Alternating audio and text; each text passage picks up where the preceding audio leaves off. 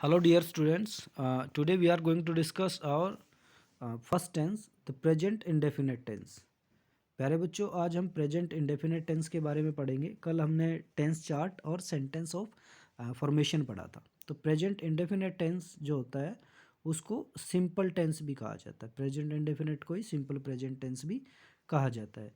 पहचान हिंदी में क्या है कि वाक्य के अंत में ता है, ते है, ती है, ये आए तो वह वाक्य प्रेजेंट इंडेफिनिट टेंस का वाक्य कहलाता है। जैसे वह स्कूल जाता है, तो इस जाता है में जो ये ता है लास्ट में आ गया, ये प्रेजेंट इंडेफिनिट की पहचान होती है। अब इसकी पॉजिटिव फॉर्म्स में क्या होता है? पॉजिटिव फॉर्म जो इसकी होती है प्रेजेंट इंडेफिनिट की, उसमें आई, यू, वी, दे इनके साथ तो लगेगा वर्ब की first form. He, she, it और एनी नेम, कोई नाम हो तो उसके साथ भी लगेगा वर्ब की फर्स्ट फॉर्म। लेकिन उसमें वर्ब की फर्स्ट फॉर्म जो होगी उसके साथ एस या ई एस भी लगेगा। वर्ब की फर्स्ट फॉर्म के साथ एस या ई एस अलग से लगेगा। वो एस या ई एस कब लगेगा? देखो, प्रेजेंट इंडेफिनिट टेंस के साधारण वाक्यों में वर्ब की फर्स्ट फॉर्म का प्रयोग होता है, हमने पढ़ा था कल। तो इसमें थर्ड पर्सन सिंगुलर के साथ एस या ई एस का प्रयोग किया जाता है। थर्ड पर्सन सिंगुलर, हमारे तीन पर्सन होते हैं प्यारे बच्चों, first person, second person, third person. First person, second person और थर्ड पर्सन। जो बात कर रहा है, जो किसी को कुछ बता रहा है, वो तो है फर्स्ट पर्सन। जैसे या तो मैं बता रहा हूँ या हम बता रहे हैं। जिसके बारे में बात कर रहे हैं, ठीक है, वो होता है सॉरी, जिसको बताया जा रहा है तो यू है ना, तुमको बताया जा रहा है तो यू है सेकंड पर्सन। जिसके बारे में बात हो रही है, बात किसके बारे में होगी? ही के बारे में, किसी लड़के के बारे में, सी के बारे में, किसी लड़की के बारे में, इट के बारे में, किसी वस्तु के बारे में, और दे के बारे में, बहुत सारे आदमियों के बारे में या बहुत सारी चीज़ों के बारे में, या फिर किसी के बारे में, या फिर एनी नेम, एनी नेम। तो ये दे तो हो जाता है प्लूरल, इसको तो हटा देते हैं। इसने यहाँ पर क्या कहा? Third person singular. तो थर्ड पर्सन सिंगुलर हो गए ही, सी, इट और any name. He, she, it और एनी नेम। आप याद रखेंगे, जो बता रहा है वो फर्स्ट पर्सन, जिसको बता रहा है वो सेकंड पर्सन, जिसके बारे में बात हो रही है वो थर्ड पर्सन। तो प्यारे बच्चों, थर्ड पर्सन सिंगुलर जो हमारे होते हैं, थर्ड पर्सन सिंगुलर इस प्रकार हो गए ही, सी, इट और एनी नेम, कोई भी नाम हो, किसी का नाम हो। तो ये सारे के सारे हमारे थर्ड पर्सन सिंगुलर हो गए। इनके साथ एस या ई एस लगेगा, वर्ब में अलग से ऐड होगा, आपने याद रखना है। अफर्मेटिव सेंटेंस का स्ट्रक्चर क्या रहेगा? पहले सब्जेक्ट आएगा, फिर वर्ब की फर्स्ट फॉर्म आएगी। प्रेजेंट इंडेफिनिट टेंस के सिंपल सेंटेंस की हम बात कर रहे हैं। और उसके साथ एस या ई एस ज़रूरत है तो लगेगी, ज़रूरत मतलब थर्ड पर्सन सिंगुलर है तो लगेगा, नहीं तो नहीं लगेगा। उसके बाद ऑब्जेक्ट। अब देखो, जैसे हमारा सेंटेंस हो गया वह स्कूल जाता है, पहचान है, लास्ट में ता है, आ गया ता है, प्रेजेंट इंडेफिनिट टेंस। सबसे पहले सब्जेक्ट लगेगा ही, ठीक है, वह की जगह ही लग गया। अब ये जाना, वर्ब हमारी होती है गो।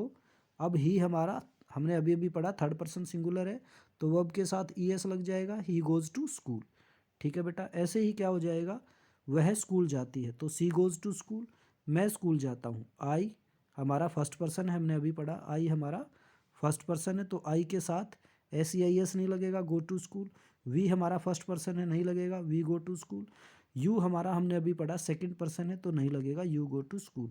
दे हमारा है तो थर्ड पर्सन, हमने अभी पढ़ा दे है तो थर्ड पर्सन, लेकिन ये थर्ड पर्सन प्लूरल है, लेकिन ये थर्ड पर्सन प्लूरल है। अगर सिंगुलर होता तो लगता, तो यहाँ भी गो टू स्कूल लगेगा, यहाँ भी एस ई आई एस नहीं लगेगा। तो सबसे पहले हमने सब्जेक्ट लगा दिया, ठीक है, फिर वर्ब लगा दी, और फिर ऑब्जेक्ट। आप कहेंगे कि ऑब्जेक्ट तो स्कूल है, टू कहाँ से आया?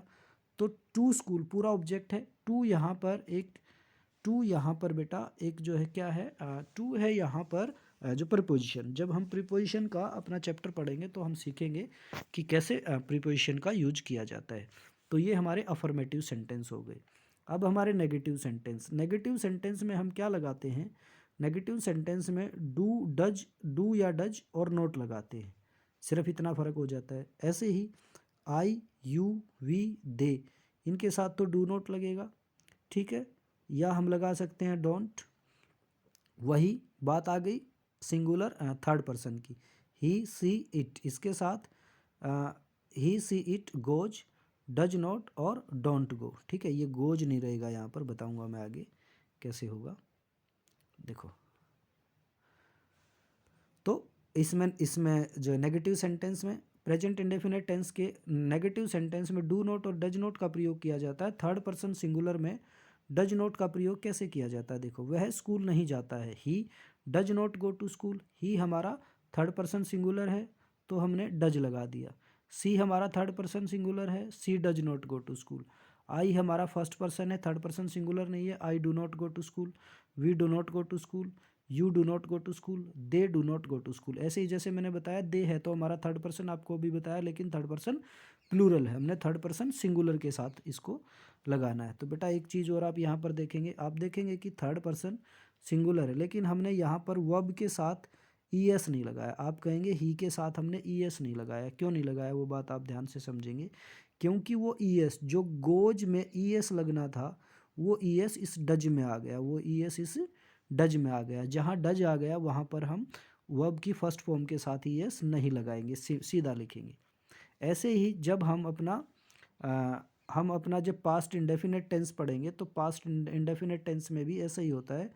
जब हमारा नेगेटिव सेंटेंस आता है जहाँ डिड लग जाएगा, डिड अपने आप में सेकंड फॉर्म है, तो वहाँ पर वर्ब की फर्स्ट फॉर्म ही लगेगी। ये बात है पास्ट इंडेफिनिट की। जब पास्ट इंडेफिनिट पढ़ेंगे तो वहाँ पर ये बात लागू होगी, हम इसको फिर वहाँ पर पढ़ेंगे बेटा। तो ये हमारे हो गए नेगेटिव सेंटेंसेस। ऐसे ही अब ये देखो, हमारा डू नोट, ये दो शब्द हैं, डू और नोट। अब हमने इनको अलग अलग लिखना है, ठीक है, लेकिन अगर हम डोंट लिख रहे हैं तो हमने इसको हमेशा एक साथ ही लिखना है। डोंट, डू नोट की जगह डोंट लिखा जा सकता है। इंटरोगेटिव फॉर्म्स में क्या होता है? आई यू वी दे के साथ गो, डज सी। ठीक है, अब ये जो है थर्ड पर्सन सिंगुलर है, इसके साथ डज, और सब के अलावा सब में डू। वही हमारा जो थर्ड पर्सन सिंगुलर है उसके साथ डज और के साथ डू। इसका सेंटेंस स्ट्रक्चर क्या होगा? डू या डज होगा पहले, फिर सब्जेक्ट, फिर वर्ब की फर्स्ट फॉर्म, फिर ऑब्जेक्ट। जैसे क्या वह स्कूल जाता है? Does he go to school, does he go to school. वही बात, ही आ गया, ही के साथ हमने गोज क्यों नहीं किया? मैंने आपको अभी बताया पहले, ये ई एस डज में आ गया। ये ई एस कहाँ पर आ गया? डज में। जहाँ डज आ गया वहाँ पर वर्ब के साथ एस ई आई एस हम नहीं लगाएंगे। क्या वह स्कूल जाती है? Does she go to school. क्या मैं स्कूल जाता हूँ? Do I go to school. ठीक है, do we go to school, do you go to school, do they go to school. तो यहाँ भी वही बात लागू है, थर्ड पर्सन सिंगुलर के साथ डज और सब के साथ डू लगेगा। ये आपका सेंटेंस का फॉर्मेशन रहेगा बेटा। अब लास्ट है हमारा इंटरोगेटिव। इंटरोगेटिव नेगेटिव, इसमें क्या होगा? Do I we you they, ठीक है, और डज ही सी इट। वही थर्ड पर्सन सिंगुलर के साथ डज, औरों के साथ डू। इसको हम डोंट या डजंट में भी जो है बना सकते हैं। जैसे अब इसका सेंटेंस फॉर्मेशन क्या होगा इंटरोगेटिव नेगेटिव का? इंटरोगेटिव नेगेटिव का सेंटेंस फॉर्मेशन होगा डू या डज, सब्जेक्ट नॉट, वर्ब की फर्स्ट फॉर्म, ऑब्जेक्ट, और बाद में क्वेश्चन मार्क जरूर लगाना है। यहाँ पर हम इसको ऐसे भी कर सकते हैं, डू या डज को, इस नोट को यहाँ ले आएंगे, ठीक है, सीधा डजंट हो जाएगा, फिर सब्जेक्ट, वर्ब और ऑब्जेक्ट। जैसे क्या वह स्कूल नहीं जाता है? Does he not go to school. हम इसको ऐसे भी बना सकते हैं, doesn't he go to school. क्या वह स्कूल नहीं जाती है? Does she not go to school. क्या मैं स्कूल नहीं जाता हूँ? Do I not go to school. क्या हम स्कूल नहीं जाते हैं? Do we not go to school. क्या तुम स्कूल नहीं जाते हो? Do you not go to school. क्या वे स्कूल नहीं जाते हैं? Do they not go to school. इसको ऐसे भी बना सकते हैं, don't they not go to school. अब ये आ गया जो मैंने आपको शुरू में कहा था, किसके साथ एस लगेगा, किसके साथ ई एस लगेगा। तो ई एस तभी लगता है जब वर्ब के अंतिम अक्षर ये वाले हों, अंतिम अक्षर S, S H, S S, C H, J, O और जेड ये हों, ठीक है। तो उसके साथ जैसे गो, गो है हमारा, गो का अंतिम अक्षर ओ है, ठीक है, अंतिम अक्षर ओ है, तो इसके साथ हम ई एस लगाएंगे, हम इसको क्या बना देंगे? गोज। ऐसे ही हमारे सारे हो जाएंगे। जैसे ये हो गया किस, है ना, किस में हमारा जो लास्ट है वो एस एस है, यहाँ पर है एस एस, तो इसमें भी इसका हम क्या बना देंगे? किसीज बना देंगे। इसका हम क्या बना देंगे?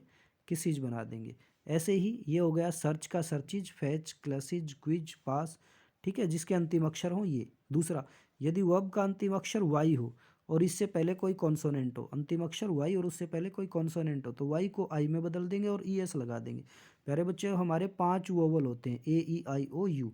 इसके अलावा जितने भी ए बी सी डी में बच गए सारे अक्षर वो क्या होते हैं, वो हमारे होते हैं कॉन्सोनेंट, ये वोवल है। तो जैसे एक एग्जाम्पल यहाँ पर क्राई है, C R Y cry, last क्या है वाई और इससे पहले आर। आर हमारा एक वोवल नहीं है, आर हमारा क्या है कॉन्सोनेंट। वोवल नहीं है तो ए आई ओ यू में नहीं आता आर, तो आर क्या बच गया कॉन्सोनेंट। इसको कैसे बदलेंगे, सी आर लिख दिया, वाई को किस में बदलेंगे, लिख रखा है वाई को आई में बदल देंगे और इसके बाद ई एस लगा देंगे, तो ये हो गया क्राइज। आप समझ गए होगे बेटा। ऐसे ही फ्लाई का फ्लाइज, वाई हटा दिया, आई वाई की जगह आई और ई एस, ट्राई का ट्राइज, वेरीफाइज, सारे ऐसे ही हो जाएंगे।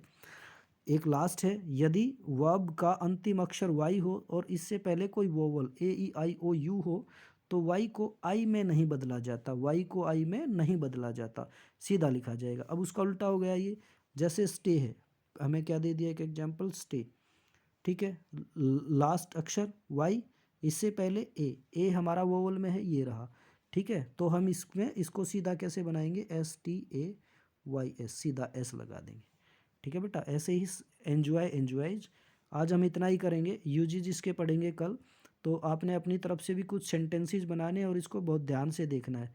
एक बारी में ना समझ में आए तो 2-3 बार देखें, आपका प्रेजेंट इंडेफिनेट आज क्लियर हो जाएगा बेटा। Thank you.